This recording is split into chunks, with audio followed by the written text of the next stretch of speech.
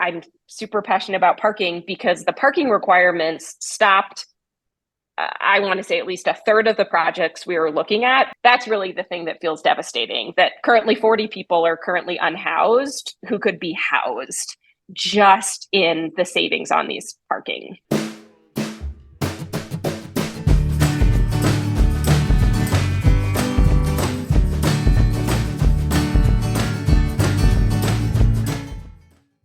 The hard line I have is if you are somebody who has housing and you're getting in the way of other people's having housing, that to me is the issue.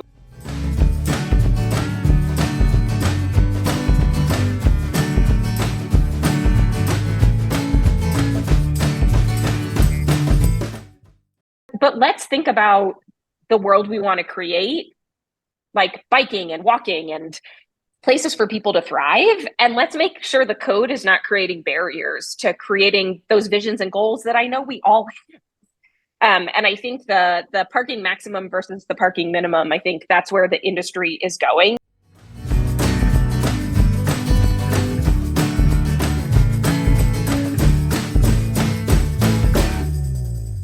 So when I'm talking about trauma-informed design, I am not talking about homeless shelters and just affordable housing. I am talking about schools and grocery stores and parks and how we're building our cities so people can thrive. And I do think it's really important. This isn't an us and them thing. This is an us thing. This is how are we designing buildings for people, right? We ain't throwing starfish here, now we're having a good party. Talking about structural change. We believe the land is sacred, even beneath that vacant parking lot. But the weeds are doing their best to express the need for something different. Gonna make some space for you and me to live here all together. Gonna make it safe and fun for kids to get around the town. Gonna find me a residential pedestrian district where I can gracefully grow older. Gonna spend my remaining years sharing Boulder.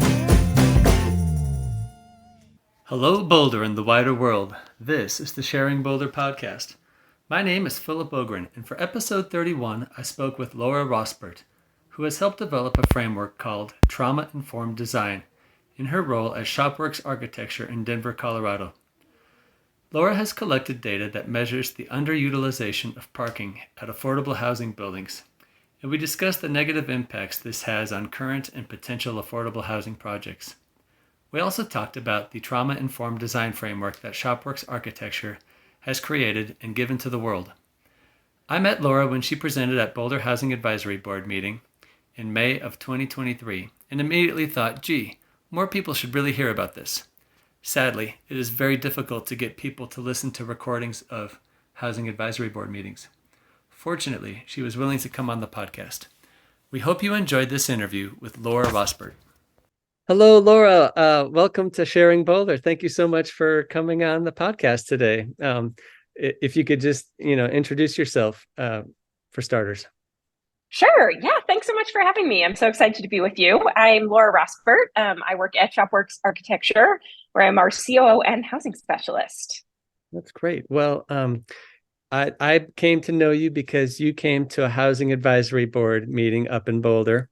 And it was such an interesting meeting. You had such great data, but also like this joy and enthusiasm for presenting it. And I was like, oh, more people need to hear about this. So thank you for coming on the podcast. And I think we have a two-part conversation lined up. We're going to talk about some parking and affordable housing data that you've collected, and then talk about your framework for building supportive housing and other kinds of affordable housing called trauma-informed design. And I'm super my brain is just lit up on both of these subjects. So I wonder if we could just start on the parking data that you collected and tell us about that. Sure. Yeah. So in my role at Shopworks, I do a lot of visits to our affordable housing kind of after it's been built. And one of the things I realized about a year into my job at Shopworks was I was constantly walking through practically empty parking lots. And Of the things I don't like, it's empty parking lots. They're pretty ugly. And in our work in affordable housing, we work to create beautiful, beautiful buildings, and we prefer gardens to, unused concrete. And so I partnered, Shopworks Architecture partnered with Fox Tuttle. They study transportation and do parking studies to really look at affordable housing across the Front Range and asking, are we building the right amount of parking for these buildings? And what we found, so this research was done in 2019 and 2020. And we studied a number of projects. I think it was 19 in total. And what we found was we were greatly creating much more parking than we needed. And so, for example, as we thought about, hold on, let me just pull up my data. So yeah, we studied 19 properties, 1,300 apartment units, and looked at units ranging from an AMI of 30 to 60%. So that's area median income, right? So that's kind of lower income affordable housing. And what we found is vehicle ownership across all affordable housing was 29% of units. So are you looking at a slide right now? I am, yes. You want to share it? Okay, sure, Yeah, okay. yes. What we found in our study, as we looked at these 19 apartment buildings, was that, as you can see on this slide, but for those just listening on the podcast, across affordable housing, 29% of units had a car, so one vehicle per 4 units. We also were looking specifically at supportive housing, so that's housing for folks who are currently unhoused moving into housing for the first time, and only 1 unit out of 12 had a car attached, so 8.8%.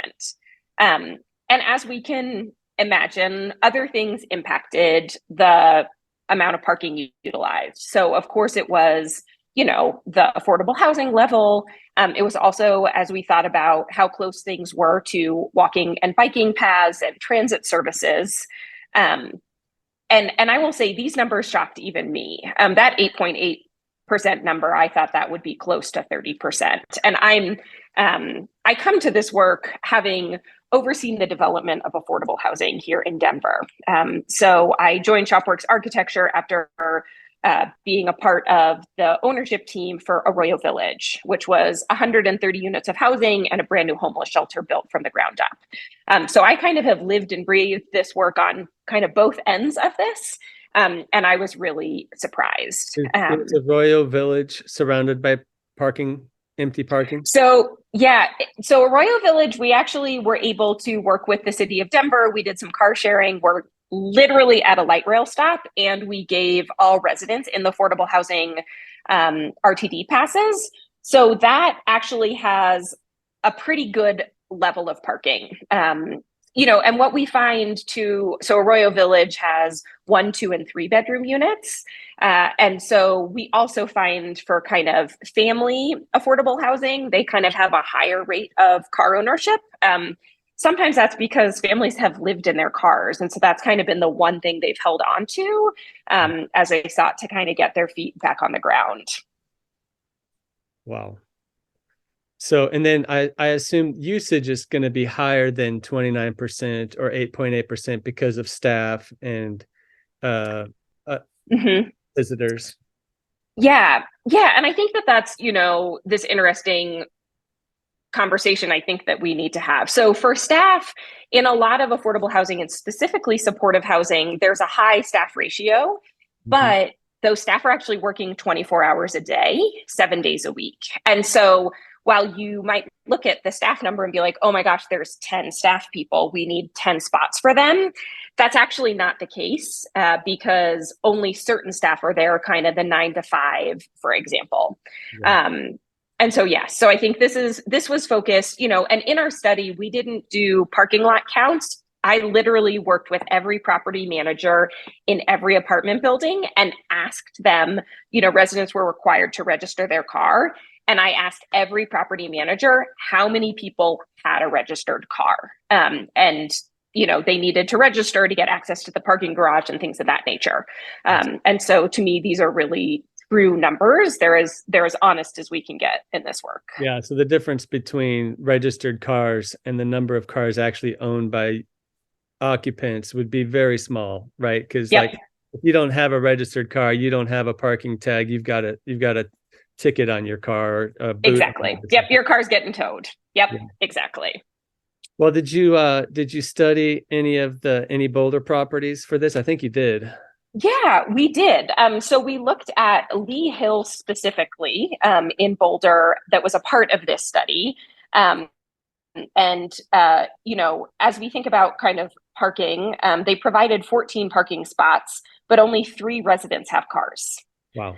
Okay. And it's one of those things, I walk these properties. I chatted with their residents of Lee Hill before. There's a Bluebird Boulder by Element Properties that is coming to town soon. It's currently under construction. And so we did research on Lee Hill, talking to residents and things of that nature about our trauma-informed design work, which I know we'll discuss later. But, that parking lot abuts like this beautiful green space, and I just, whenever I see that parking lot, I'm like, wow, that green space could just be a little bit bigger, That's right. 11 parking spots is not a huge asphalt meadow like others that you see at totally at yes shopping plazas. But I wonder, what are some of the worst offenders that you've seen in the Denver area? Or yep. I guess it wasn't just Denver and Boulder. It was you went to Greeley and we went to Colorado Springs. So I think the worst offender was one of the CH Colorado Coalition for the Homeless Properties. They were required to build, sorry, I'm just trying to get the exact number, a little over 100 parking spots, and only 15 of those are used by residents. What we find in our parking study is that we built 883 parking spaces for 1,300 units across all 19 properties. Okay. And out of those, on average, 422 of those are currently are not used. They don't have residents who are parking there. They're not utilized by staff. And at an average of $22,000 per parking space, which we think is actually quite less than what it actually costs to build each parking space. That's properties. Yep, just at those properties, $9.3 million of funds were spent on parking spaces that aren't utilized. And the funding for this affordable housing is our tax dollars, their state. This is our money that is being used, and that could have built an entirely unique 40-unit affordable housing building, and so I think for me, that's really the thing that feels devastating, that currently 40 people are currently unhoused who could be housed just in the savings on these parking. Well, yeah. And it's not just the money savings, it's the space that you recoup for better use, right? Exactly. Yep. It's more units, it's gardens, which ties into our trauma-informed design work. But it's the things that really help us heal and find joy and dignity in our life, whether we're living in these buildings or not. Yeah. And instead, we're building concrete that's just hot and bad for our environment and bad for our mental health. I'm so glad you have this data available, and I'm going to point some of our Boulder City policymakers towards it, because they're talking about reforming parking on the next work plan. And so this is just a really valuable resource. Thank you for doing that. When I heard you summarize this study earlier at the advisory board meeting, my first thought was like, oh, that space that could be used for more units. That you could have reduced the space dedicated to parking and built a bigger complex. Mm-hmm. But after watching your trauma-informed design stuff, I was thinking, oh, yeah, maybe some green space would be another possibility. So your notion of gardens I wonder for the existing parking, if there isn't, this sounds kind of cold and calculating, but if there isn't a revenue possibility at some of the properties to sell the parking, it seems like that would be better than just leaving it empty.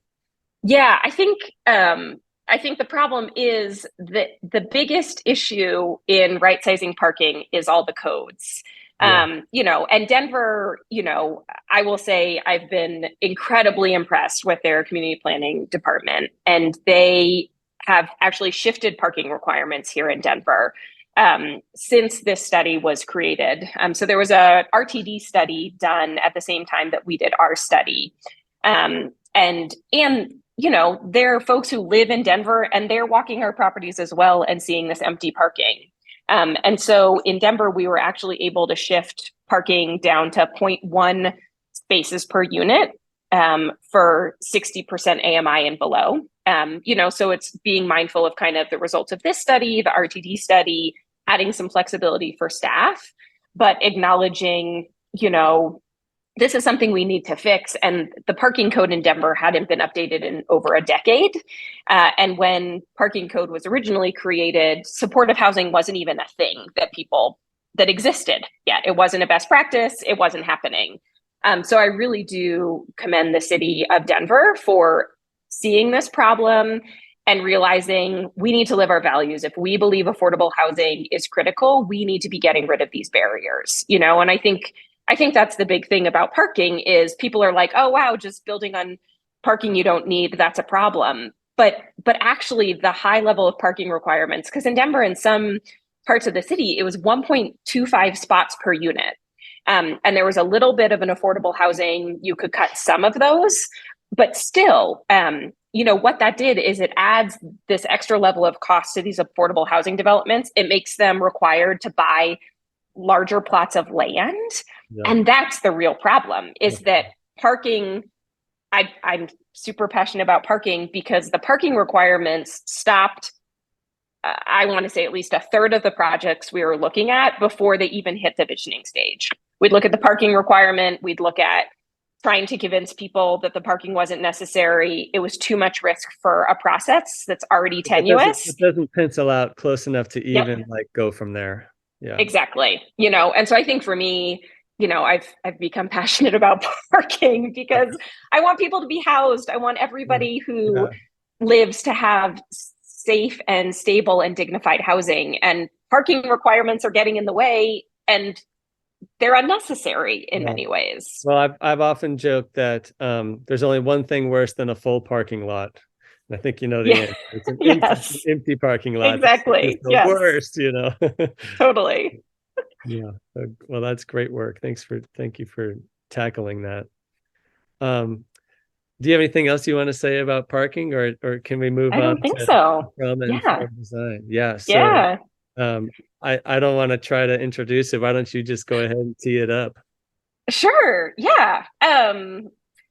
Trauma-informed design, where to start? I'll try to not geek out too much. So I approached this work. I started my life as a community organizer. I was a program director, deputy director, and interim executive director at a homeless shelter while we were developing housing. And one of the things that is a best practice.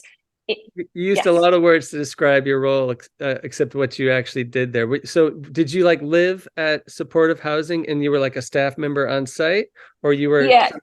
No. So I was the, yes. So I worked at the Dolores Project, which is a homeless shelter for women and trans folks across the gender spectrum. And while there, I held a number of roles.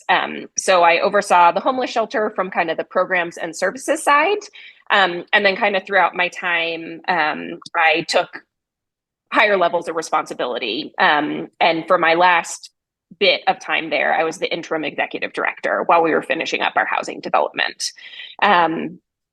And one of the things I know from kind of the services and program side is that trauma-informed care is a best practice. So this is evidence-based research about acknowledging that the vast majority of folks who are currently unhoused have experiences of trauma. It's a best practice. I mean, my kids go to Denver public schools. They have trauma-informed care advocates there as well. I think trauma is the public health crisis of our generation. And I think we're getting more and more awareness about this. But what we found when we were sitting with Shopworks Architecture, right? I was a client of them at the time, was architects and designers are not taught about trauma. They have to think about fire life safety. They have to think about wall sections. Their jobs are impossibly hard, in my opinion. But the mental health of the people in the building was not a thought that architects are thought to think about. And so we brought the architects and interior designer on the development in for a trauma training, and it really blew their minds. And so we started kind of our conversations as a team over how should an acknowledgement that the vast majority of the staff and residents and shelter guests in this building will have high levels of trauma, and how should that impact the design?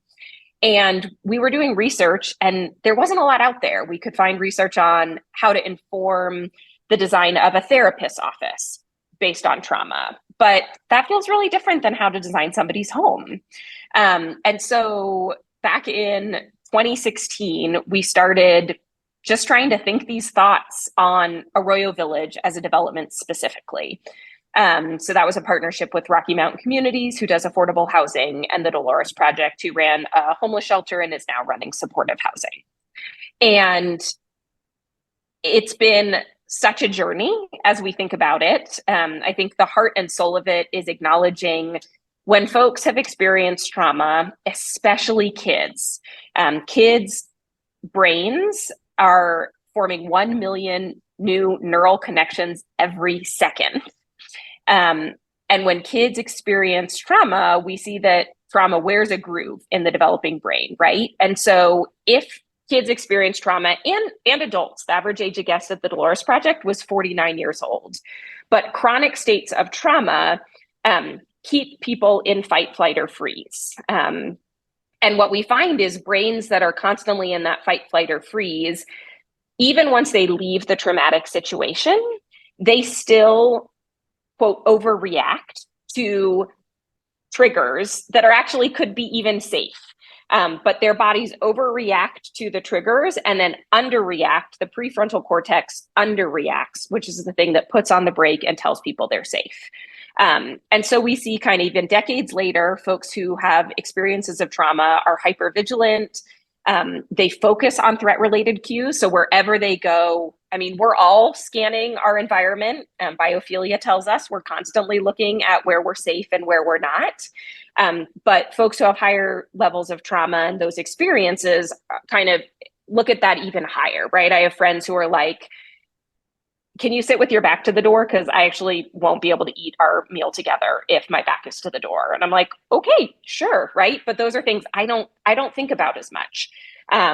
Anyway, and so as we think about kind of trauma's impact on the brain and our bodies, we need to think about how buildings can help us heal and thrive.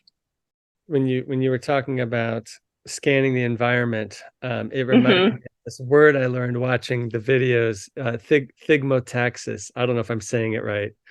It was the word about response to touch stimulus.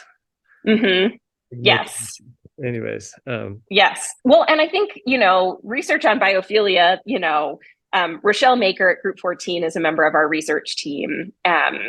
And she brings just this incredible level of expertise about biophilia. And the research, she's so sweet, and she'll kind of drop these big moments just in this really gentle, calm voice. And she'll be like, well, Laura, the reason you like flowers is that flowers are a signifier that fruit is coming, and your body loves flowers because it means sustenance. And I'm like, I just thought I liked lilies, and, she talks about, whenever we walk into any space, our kind of our histories upon histories upon histories, right? We learn trauma lives in DNA now and can be passed on through generations, but also as a species, we love booths and restaurants because out in the savannah, we would put our backs against a rock and look out, right? We want opportunities for prospect and refuge. Yeah. And that's why I like that booth when I go to Denny's, you know, I mean, it's so funny because these things that just feel like, oh, but that's just what I like. And she's like, yeah. And they're like anthropology. And there are many things that are why you like that. And you're not that unique, you know?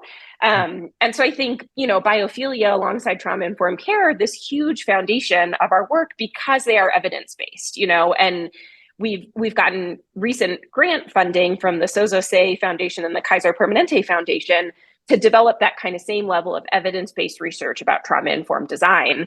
But we're, you know, super early on in the process, and these other things have been studied for decades upon decades. So when I think about architects and designers doing their work, I think about, you know, and especially like in an apartment complex, you know, multi-unit building, I imagine they obsess over details around efficiency and some aesthetics and, you know, how does it work functionally? Yeah.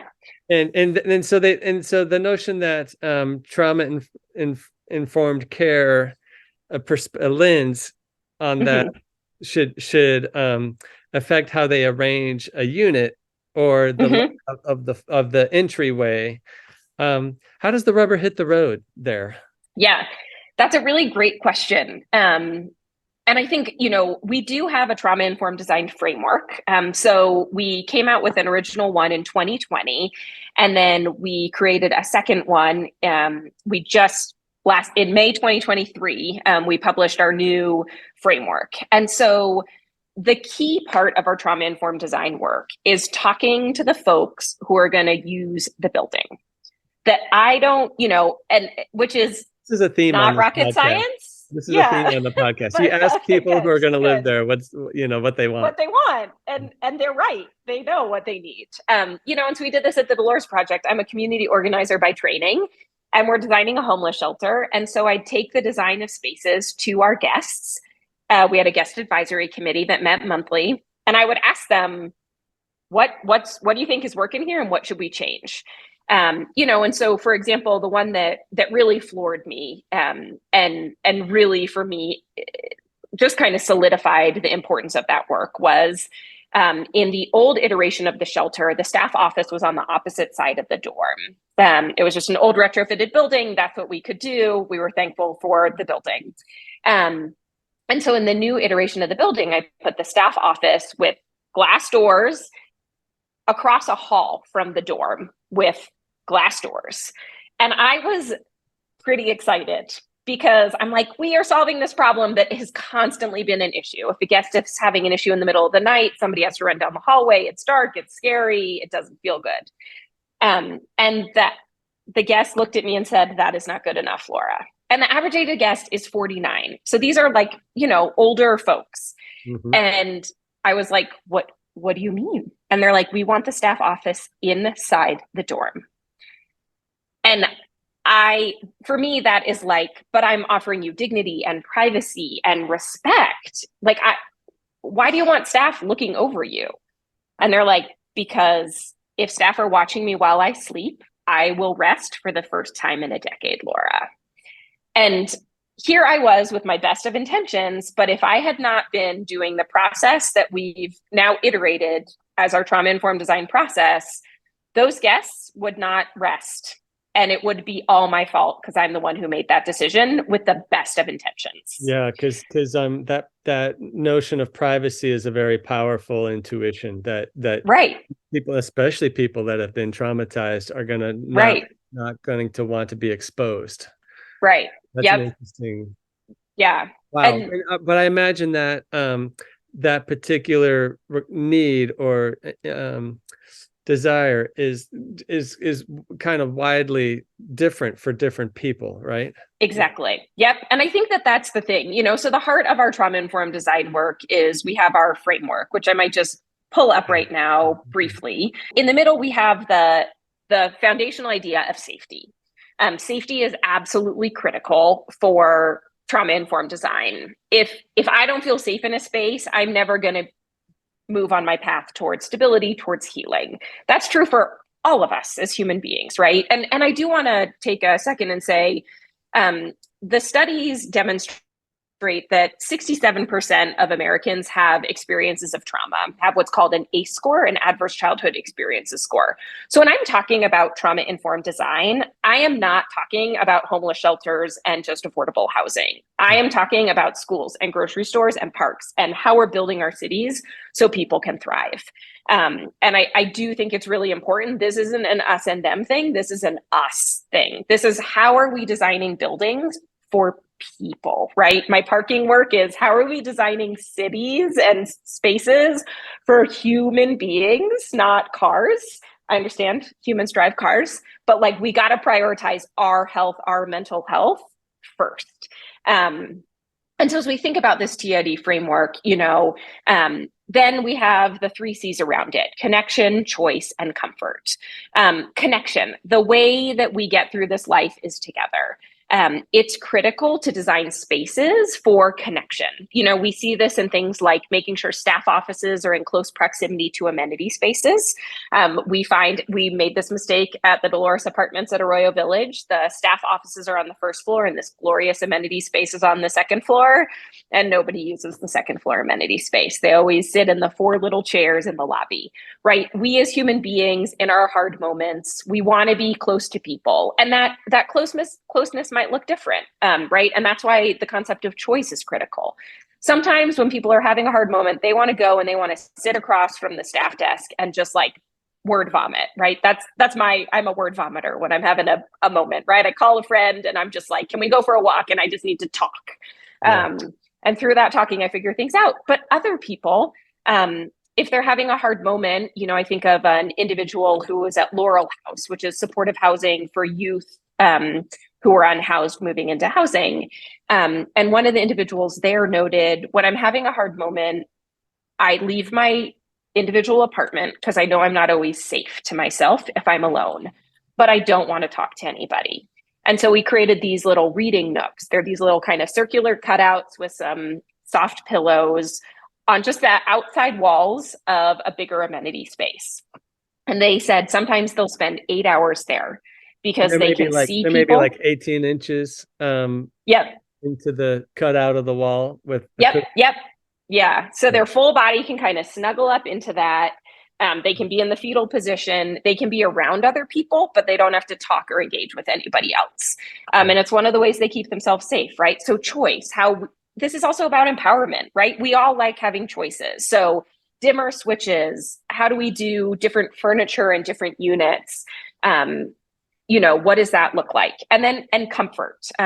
Comfort is kind of comfort and joy, but things that bring us at ease or spark joy in us. And then as we think about kind of those values that we need to design for, we also think about kind of buildings are a part of systems, right? So property management, services and programs that are offered in the building, and other external factors, right? We design beautiful spaces and COVID shut a lot of those down. And that created feelings among residents over, there's this beautiful amenity space, but I don't get to use it, right?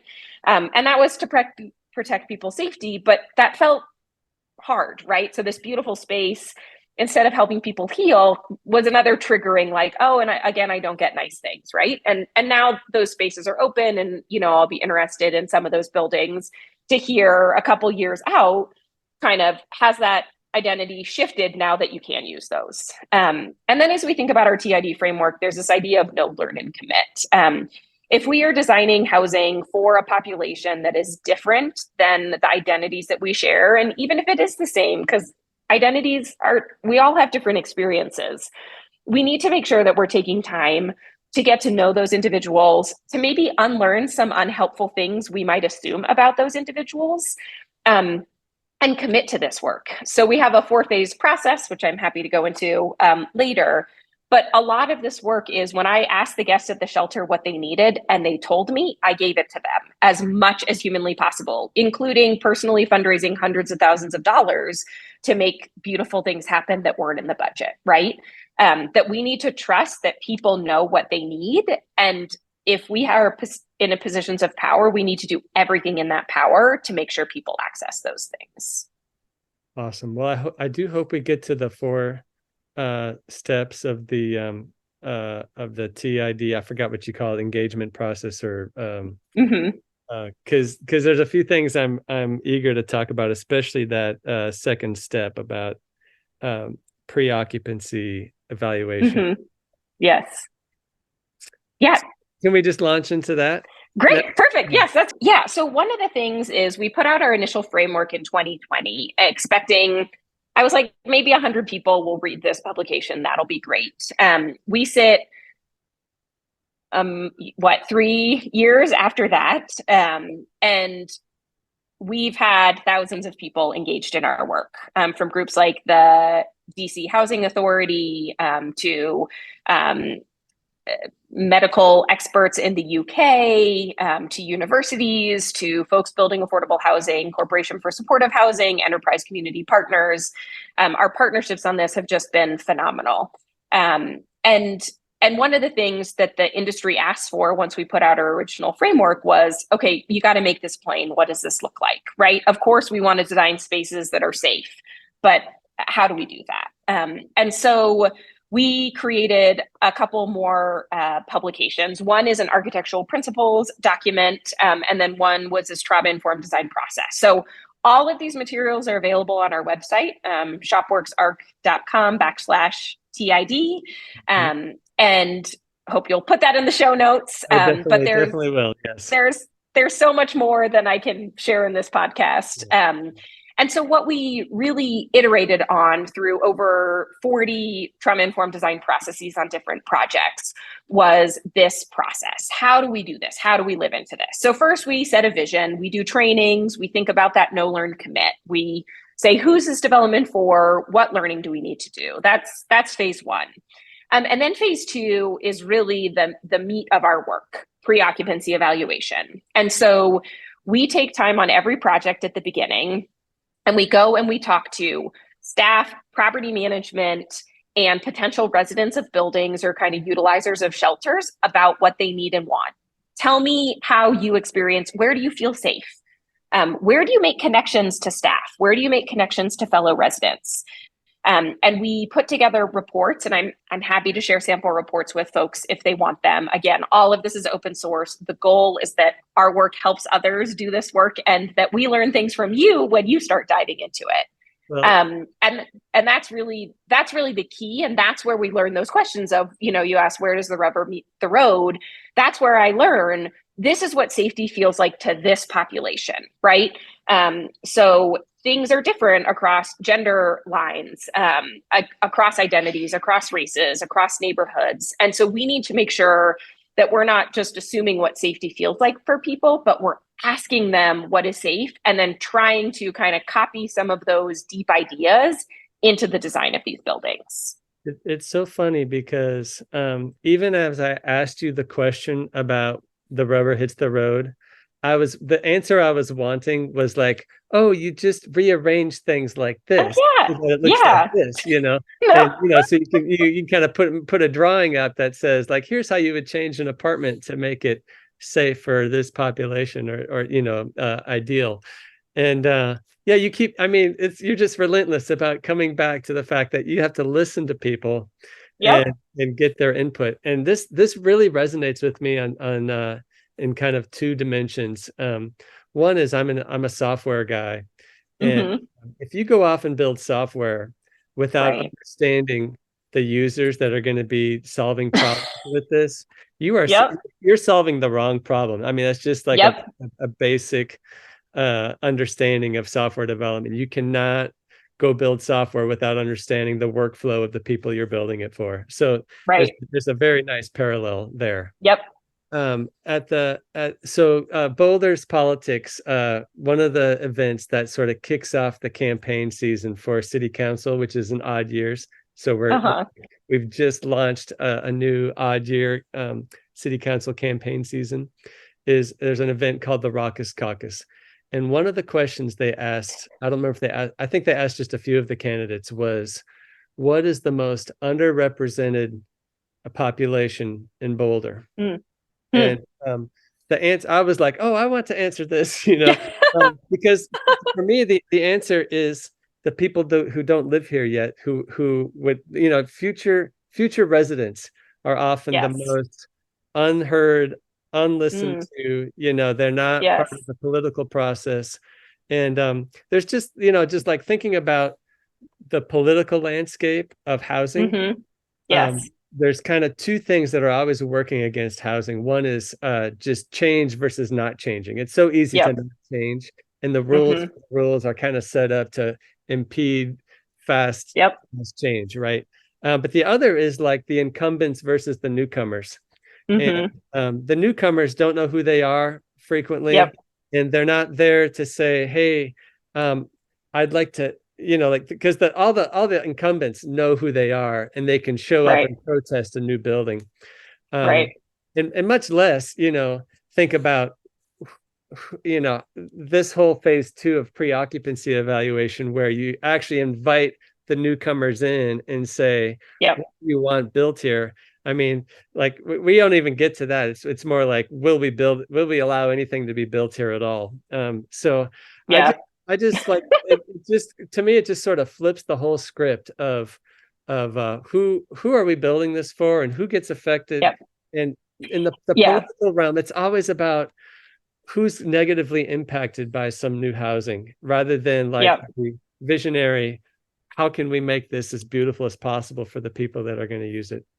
Sorry, I Yeah. went to a rant. Sorry. Well, yeah, no. I mean, and I think one of my, we do a lot of community engagement at Shopworks, and I respect, I mean, I once presented to my daughter's fourth grade classroom on affordable housing because we renovated an old 1900s, well, pre-1900s church in the Capitol Hill neighborhood of Denver. And their teacher knew this because Harper talks about the work that her mom does, and my husband's also in affordable housing, so the work we do as a family and what we're committed to, and spent our early days volunteering at a homeless shelter, and the teacher was like, "Oh, can you come and talk about affordable housing, and then we'll walk." And they made blankets for the residents, which was really sweet. And I had a fourth grader sitting there telling me, "Well, all affordable housing is ugly," and I'm like, "Oh man," and luckily I had pictures of Shopworks projects. I think other architects design beautiful buildings as well. And I said, "Well, do you think this is affordable housing?" He's like, "No, that's beautiful." And I'm like, "It is," right?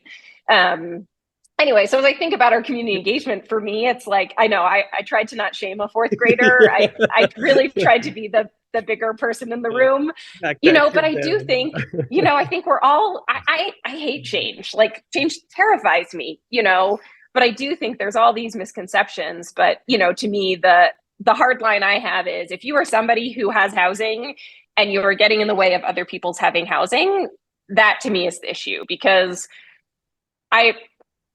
people fight affordable housing on, oh, there's not enough parking, or there's not enough this. And I struggle, because I'm just like, but we all deserve housing, and it might feel inconvenient, but you still have your house, and isn't that the world we want to create? And I do think, some of the old affordable housing in the 1950s does us a complete disservice, because that stuff was ugly, right? And that's what people think too. Ugly is almost charitable, because it was, Yeah, fair. it was so, Detrimental, yeah, harmful. exactly. Yeah. Yep. Yeah. Um, Yeah. so So yeah, but I do think, phase one and phase two. perfect. Yeah. And so phase three is what I call the magic process. We're working on codifying it. But this is where we take the trauma-informed design report, all of these conversations, and then we try to put it into the building design. And ideally, like we did on Bluebird Boulder, we do the phase two pre-occupancy evaluation report, present it to the team. The architects go, and I'll sit there with the architects as we design spaces, and they'll be like, "What do you think about this?" And I'll be like, "Well, can we meet this need that was named?" And then we took the like draft plans to the residents at Lee Hill, and we asked them, "What do you think about this design?" Right? "This is what we heard from you. This is what we put into the design. What are the thoughts?" And they shared reflections and, positives and negatives, and really helped kind of refine that design, right? No design will be perfect, but we can get to as good as possible, right? Given all of the constraints. And then phase four looks a lot like phase two, but we just go back into the building and we ask folks, we ask them big questions like, how does this building make you feel? And then nitty gritty, like, do you like your bathroom, and do you like your shower or tub, or do you like your faucet? And then we put together post-occupancy evaluations, which our team commits to on every project. And we then have the really hard job of telling the architects where they made mistakes. And the architects at Shopworks are like, the compliments are fine, but we want to know that because then we can fix it on the next building, right? And then we try to share that information over, what's helpful and what's not. And so I think, this process takes some time. Phase 2 takes some time at the beginning of projects before they're usually funded. But generally, what we find when we implement this process is that there's this thing called the McLeany curve, which really acknowledges the deeper design work you can do at the beginning in pre-design and schematic design of a project. Then you can actually create and end up with the building that you want. But often, due to kind of funding constraints and just these affordable housing developments especially are just hard to design. The timelines are tight. The funding is scarce. People end up trying to make design decisions later on in the project when you can't always impact the project as much because you already have your footprint or major decisions made, and it costs a heck of a lot more to make those changes. And so what we find in our trauma-informed design work, people are always like, well, this is nice, but affordable housing budgets are hard enough already, and you're adding something to it, Laura. And I'm like, no. What we're doing is we're identifying high-level values. We're getting the entire team, nonprofit directors, program providers, property managers, developers, architects, engineers, contractors on the same page. And yes, you invest more time up front, but you save that time throughout the rest of the process. I saw this at Arroyo Village. There were certain things I asked for that cost significant amounts of money, and Blue Line Development was the developer on it. And I understood we were working in a limited budget, but whenever I put my foot down and I said, this is an absolute must on this development, we have to figure out how to make it work, they found the money, right? Or I agreed to fundraise some of it, right? And so I do think that trauma-informed design, it's like dimmer switches on lights. That does not cost, that is a drop in the bucket of a construction budget. But having residents have the ability, depending on, some folks who have trauma have chronic migraines, and them being able to dim their lights and not have them completely off is a complete and utter game changer, right? And so it's thinking about these things early on and putting them into the budget early on. And then it just makes it easier in the long run. It's amazing that you pulled it off, because you're clearly adding extra expense that, some manager somewhere who's like penciling all this out is thinking, oh, we don't want this extra expense at the beginning of the project before the light tech funding even comes through, right, or whatever. So that's a pretty good chicken and egg thing that you figured out how to hatch. So congratulations on such a cool framework and change making, how to approach the housing. It's just amazing. So thanks. I had a quick question. Is the Bluebird property gonna have too much parking? No, it will not. That is such a good question. Let me just pull up that. So supportive housing in Boulder is a little complicated, but we ended up with 40 bedrooms and 8 parking spots, which we feel really good about.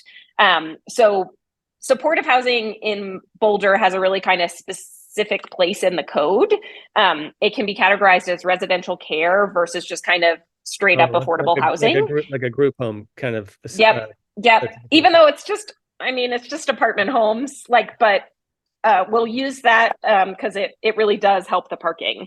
And so, I think we were careful. So we did 0.2 parking spots per unit as our ratio. We think that's a little high, but we wanted to be mindful. And I think that's the thing about, even the parking matters is a developer is not going to create a building without enough parking for the residents because they have to lease it up, And so I think, one of the things that we're seeing across the country as it relates to parking is parking maximums as opposed to minimums. And Denver did really low parking minimum, right? But let's think about the world we want to create, like biking and walking and places for people to thrive. And let's make sure the code is not creating barriers to creating those visions and goals that I know we all have. And I think the parking maximum versus the parking minimum, I think that's where the industry is going. You know, even just in the month of May, like the cover of CNN.com was about parking in housing. There's 2 books that came out, you know, like there's a whole thing on The Atlantic with the title "How Parking Destroys Cities." Yep. And I do think this is a conversation we're really starting to have in a bigger way, and I feel really hopeful because I want cities and buildings and spaces to be designed for my kids to play and me to experience joy. And concrete makes us all feel more stressful, whether we acknowledge it or not. Amen. Amen. Well, I thank you so much for sharing with us today. I know you have a meeting coming up in 90 seconds, Yeah. so I want to be respectful of your time. This has really just lit up my imagination, and we could have gone another hour, I'm sure. I know. Thank It's the you, problem. thank I you so geek out much for over it. sharing what Yeah. Gonna find me a residential pedestrian district where I can gracefully grow older. Gonna spend my remaining years sharing Boulder.